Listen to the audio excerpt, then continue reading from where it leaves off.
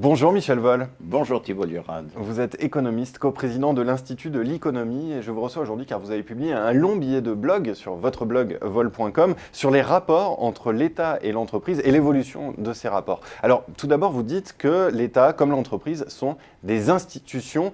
Qu'est-ce que cela veut dire? Qu'est-ce que vous entendez par là? Voilà, une institution, c'est une structure qu'une société crée pour accomplir une tâche qui est jugée utile, mais qui se trouve être hors de la portée d'un individu isolé.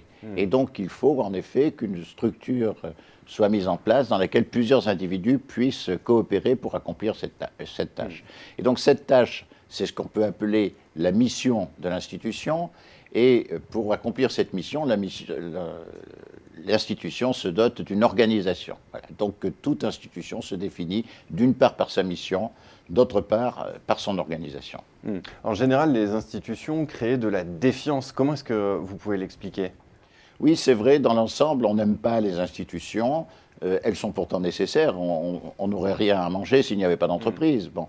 Et le fait est que les entreprises sont regardées avec soupçon, l'État est regardé avec soupçon, les institutions ne sont pas aimées. Hein.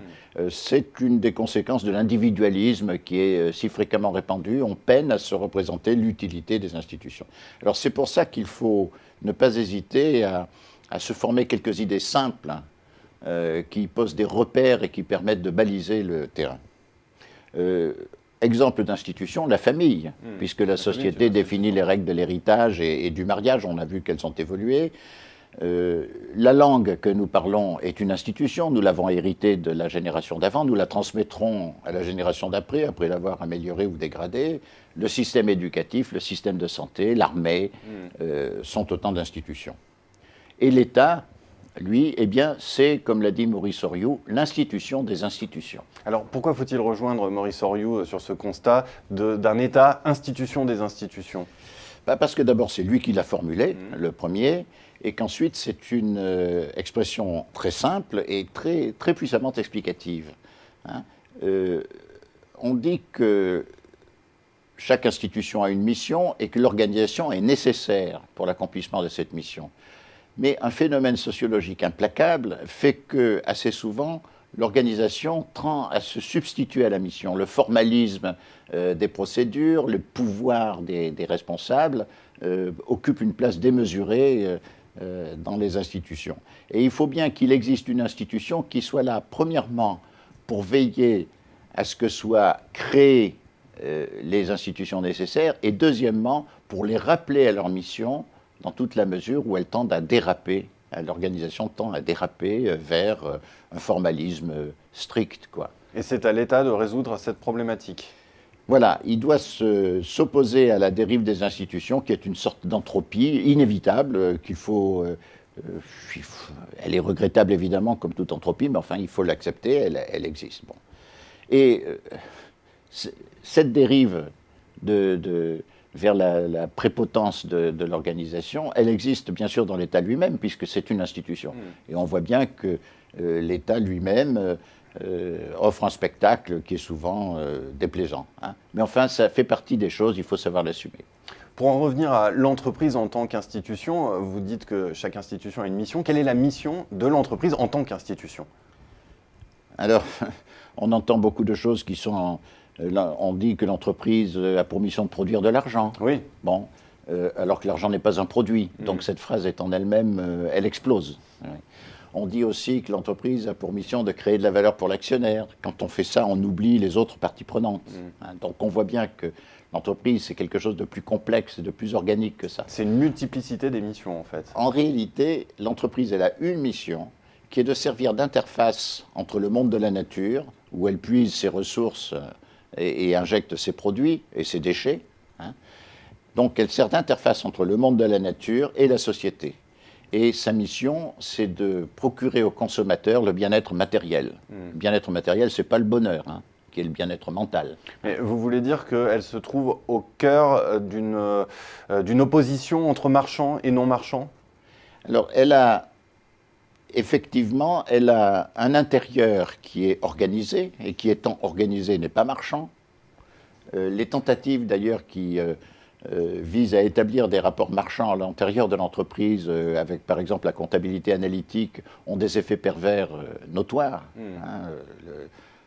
Ça crée des disputes dont l'organisation a du mal à se remettre.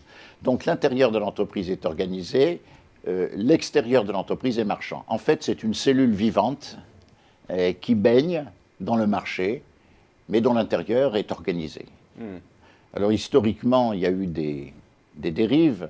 Dans l'économie soviétique était une gigantesque entreprise dirigée par le Gosplan, ça a pu marcher pour de grands projets, ça a foiré pour les biens de consommation.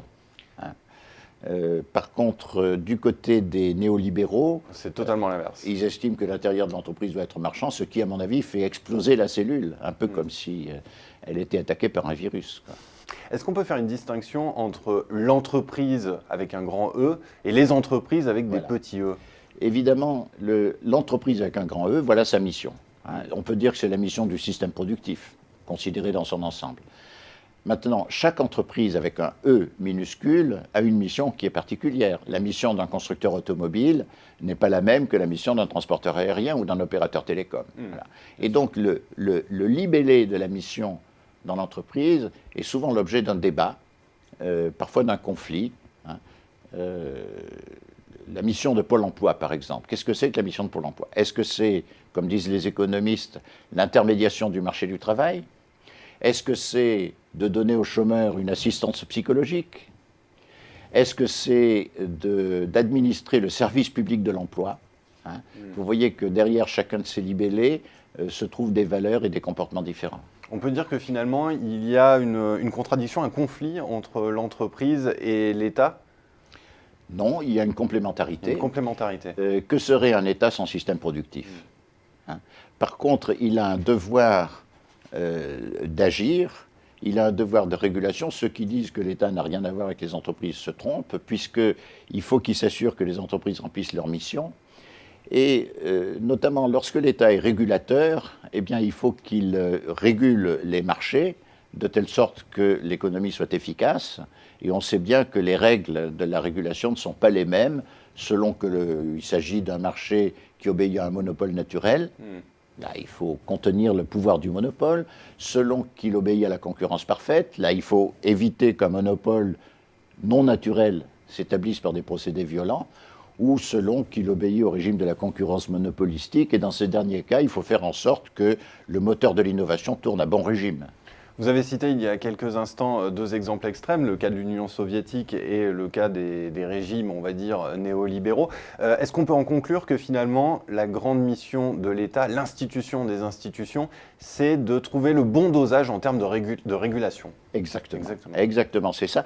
Et vous voyez aussi que dans la situation actuelle où nous sommes, où le système productif est transformé dans ses profondeurs par l'informatisation, cette exigence de régulation exige beaucoup de réflexion, beaucoup de finesse, beaucoup peut-être de redéfinition des règles, puisqu'on ne peut pas se contenter d'appliquer dans le système, dans l'économie informatisée, ou comme on dit numérique, les valeurs, les règles et les critères qui étaient ceux de l'économie mécanisée.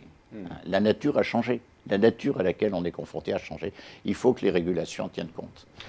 Eh bien, Michel Vol, je vous remercie de cet éclairage sur les rapports entre l'État et l'entreprise. Et pour ceux qui veulent en savoir plus, pardonnez-moi, je les renvoie sur votre blog vol.com. Merci. Merci Thibault.